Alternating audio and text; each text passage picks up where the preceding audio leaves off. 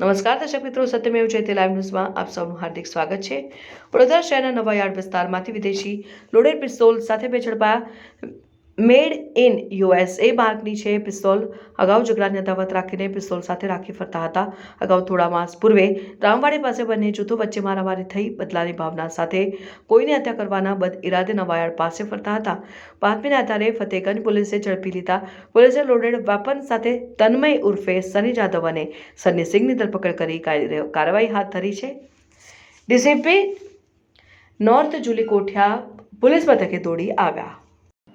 આજે Fatehganj police station વિસ્તારની અંદર નવાયાર્ડ જે વિસ્તાર છે એમાં બે ઈસમો લોડેડ પિસ્તોલ સાથે આવનાર છે એવી બાતમી પીઆઈને મળતા જ પીઆઈએ પીએસઆઈ વસાવા અને સર્વેલન્સના માણસોને મોકલતા એ બંને ઈસમો લોડેડ પિસ્તોલ સાથે મળી આવેલ છે। મેડમ, કોઈ ક્રાઇમ કરવાના હતા કારણ કે લોડેડ પિસ્તોલ હતી એટલે કોઈ અંજામ આપવાના હતા કોઈ કાર્યવાહી? માહે જૂન 2024માં આ જે હાલ જે ઈસમો પકડાયેલા છે એ ઈસમો ફરિયાદી હોય એ પ્રમાણે એક ગુનો દાખલ કરેલો હતો। એટલે એના જે સામેવાળા થાય, મતલબ કે 2024માં જે ગુનો દાખલ થયેલો હતો એના જે આરોપી છે એ આરોપીને મારવા સારું આ લોકો આજે નીકળી પડ્યા હતા। શું ગુનો દાખલ થયો હતો 2024માં? શું વિગત હતી? તે 207નો અને રાયોટિંગનો ગુનો દાખલ કરેલો હતો। કોના વિરુદ્ધમાં?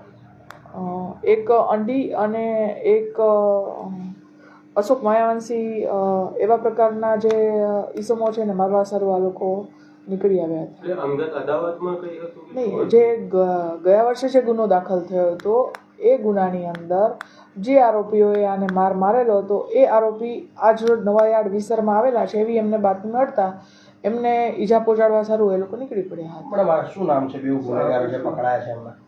હા, શું નામ છે એમનું? એકનું નામ છે તન્મય જાદવ અને બીજાનું નામ છે સની સિંહ। મેડમ, આ લોકો કઈ ગુનાહિત ઇતિહાસ કઈ ધરાવે છે એવું કઈ? તન્મય જાદવનો મારામારીનો બનાવ છે। રિવોલ્વર ક્યાંથી લાવ્યા હતા, કોની પાસેથી મંગાવવામાં આવી હતી? એવું જણાવે છે કે હાલ મારા કાકા પાસેથી મેળવેલું હતું, પણ કાયદેસરની કાર્યવાહી કરવાનું કામ અને પૂછપરછ કરવાનું કામ ચાલુ છે। કેટલી બુલેટ્સ હતી? ટોટલ બુલેટ્સ 7 હતી। મેડમ, આપ માનો છો કે એક બાજુ વડોદરાના કમિશનર આજે ગુનાખોરી છે તે ઓછા કરવાનો પ્રયત્ન કરી રહ્યા છે, બીજી બાજુ આવા તત્વો વડોદરાને બદનામ કરવાનું કાવતરું કરી રહ્યા, કયા પ્રકારની કાર્યવાહી થશે? તો જ્યારે વડોદરા કમિશનર સાહેબ ગુનાખોરી ઓછું કરવાનું કામ કરીએ છે એના જ ભાગરૂપે પોલીસ એક્ટિવ થઈ અને આ પ્રિવેન્ટિંગ એક્શનના ભાગરૂપે આ કામ કરેલું છે અને કોઈ ગુનો બનતો અટકાવેલો છે।